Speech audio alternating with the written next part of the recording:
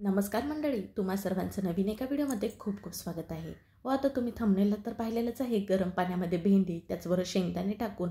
तुम्ही म्हणाल ही कुठली रेसिपी, पण ही रेसिपी एकदा पाहिलात ना आणि एकदा केलात ना तुम्ही, आवर्जून हीच रेसिपी घरातली मंडळी तुम्हाला कर म्हणतील.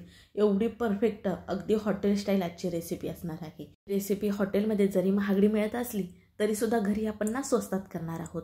पण व्हिडिओ मात्र ना कुठेही स्किप न करता शेवटपर्यंत बघा.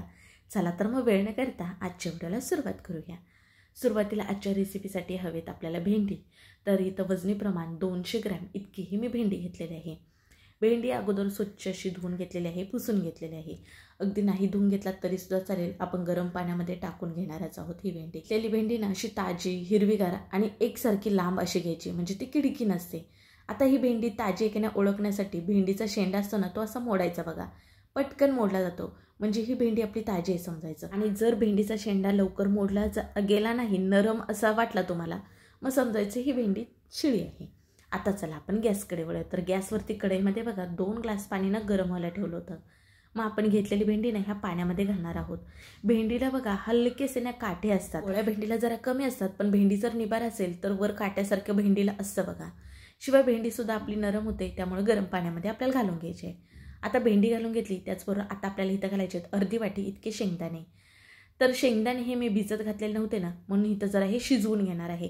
अगदी तुम्ही भिजत घातला ना, मग तुम्हाला इथं शिजवून घेण्याची गरज पडणार नाही. भेंडी आपल्याला जास्त वेळ इथं शिजवायची नाही. अगदी 1.5 ते 2 मिनटं ना ही भेंडी आपल्याला गरम पाण्यामध्ये ठेवून घ्यायची आहे. नंतर आपण ही लगेच काढून घेणार आहोत.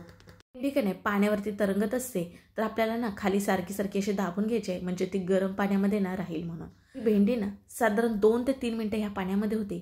आता आपल्याला काय करायचं, ही भेंडी का नाही ह्या पाण्यातनं वेगळी करून घ्यायची आहे, म्हणजेच की एखाद्या चाळणीवरती अशी काढून घ्यायची आहे.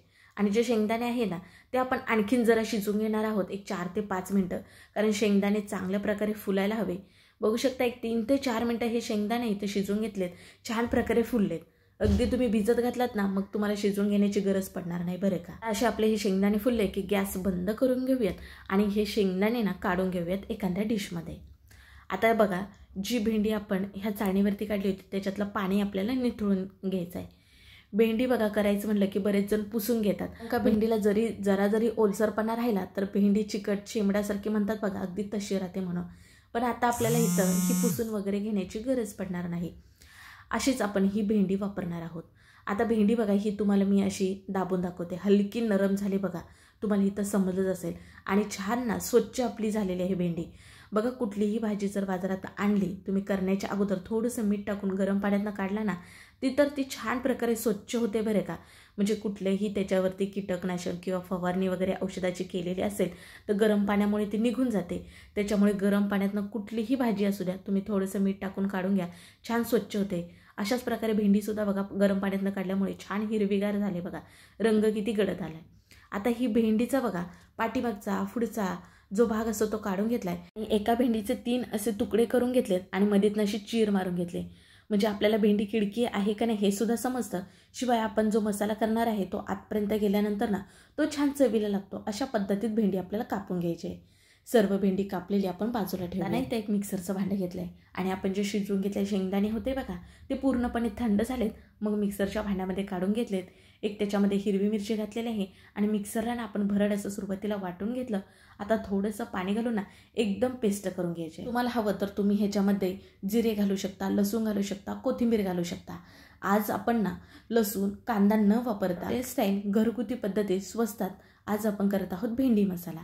त्याच्यासाठी इथं ना आता हे शेंगदाणे एकदम मस्त बारीक असे वाटून घेतलेत.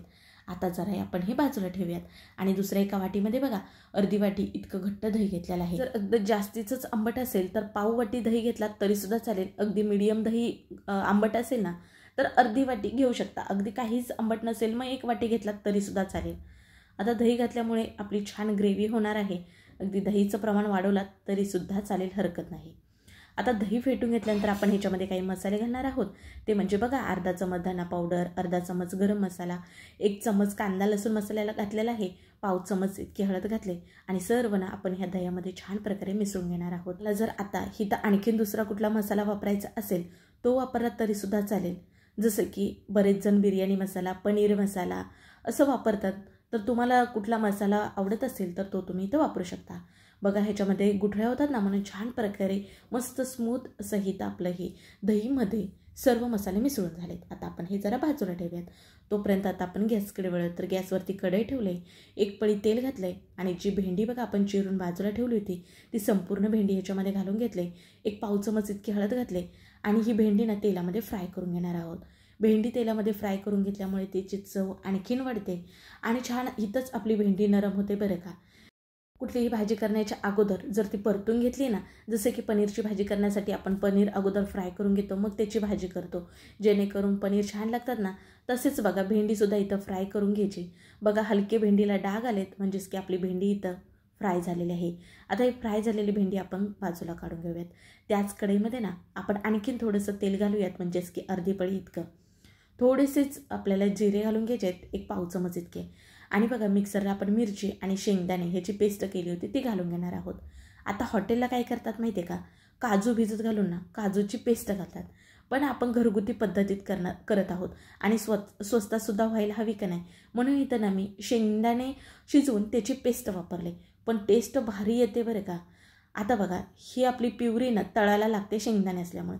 मग आपल्याला काय करायचं माहिती आहे का, दह्यामध्ये सर्व मसाले आपण घातले होते आणि मिसळून ठेवले होते बघा, ते सर्व हे मिश्रण ह्याच्यामध्ये घालून घ्यायचं आहे आणि आता आपण सतत हलवत राहणार आहोत.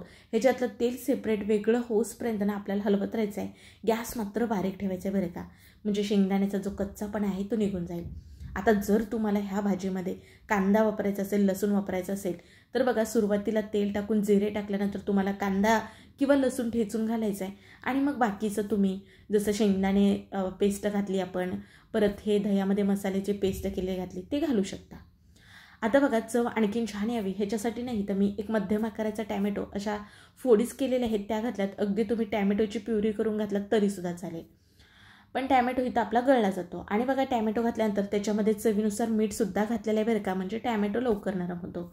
आणि छान प्रकारे तेल सुटूसपर्यंत इथं आपला हा मसाला भाजलेला आहे. मग आपण फ्राय केलेली भेंडी घालून घेणार आहोत आणि मिसळून घेऊयात.